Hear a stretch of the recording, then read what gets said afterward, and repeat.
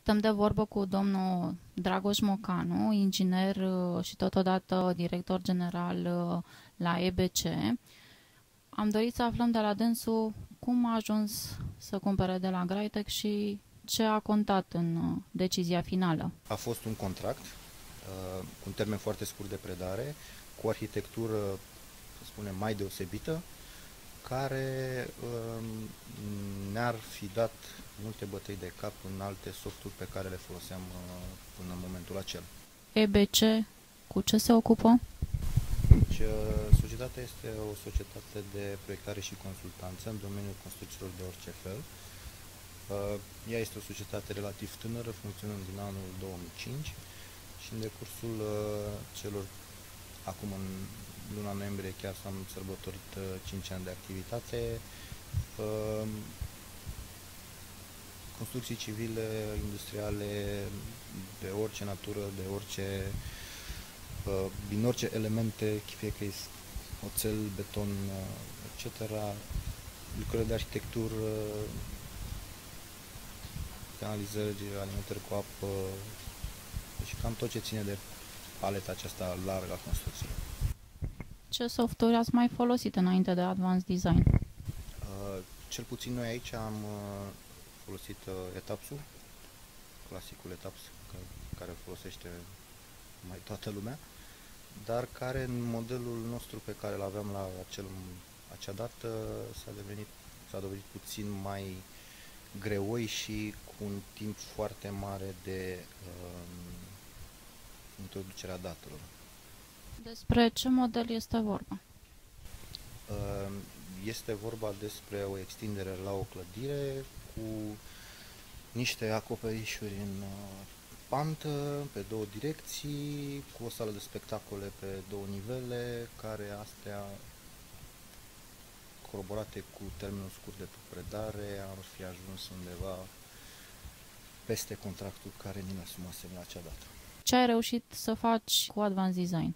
Da, este chiar structura pe care am început, să spunem, colaborarea cu Graitec. Am luat o structură nu foarte simplă, tocmai pentru a vedea care sunt beneficiile programului, și este o structură complexă datorată în primul rând de natura terenului de amplasament, de tema de proiectare a beneficiarului și de restricțiile urbanistice pentru zona în care a fost ea propusă.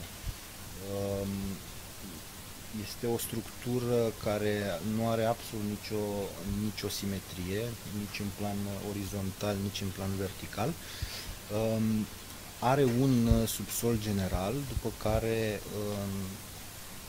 în plan se ridică într-o formă de Y, al literei Y, în care efectiv a necesitat o împărțire a acestuia în 3 corpuri separate. Ele au fost negociate din punct de vedere structural separat.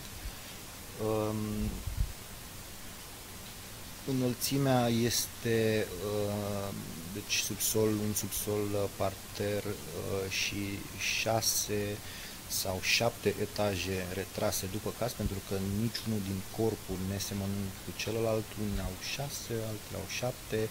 În structură sunt niște planșee neuniforme în care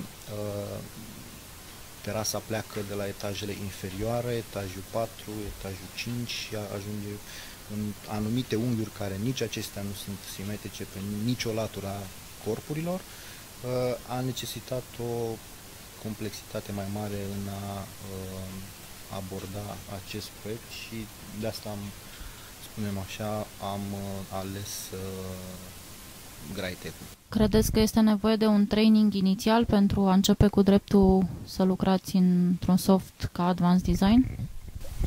Bineînțeles, nu se pune problema. Deci, fără training, nu cred că, să spunem, poți realiza acest lucru într-un timp atât de scurt. Deci, dacă te-ai apucat tu să studiezi conform manualelor și asta, nu.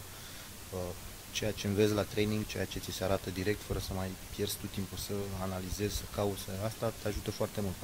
Fapt dovedit și de către noi prin acest proiect. ajutorul departamentului tehnic al dumneavoastră a fost de cea mai bună calitate, pentru că normal după un training de basic nu ai cum să realizezi o astfel de structură, dar ținând aproape de colegii dumneavoastră și aceștia implicându-se în realizarea acestui proiect, am reușit până la sfârșit să scoatem lucrarea de calitate, spunem noi.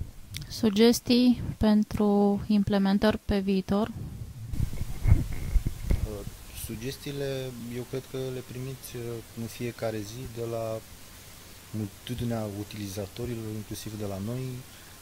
Sunt probleme care apar la tot pasul în funcție de proiectele care se realizează, ceea ce este benefic și pentru noi ca utilizatori și pentru noastră să dezvoltați în continuare programul și să-l faceți mai performant decât este în momentul ăsta.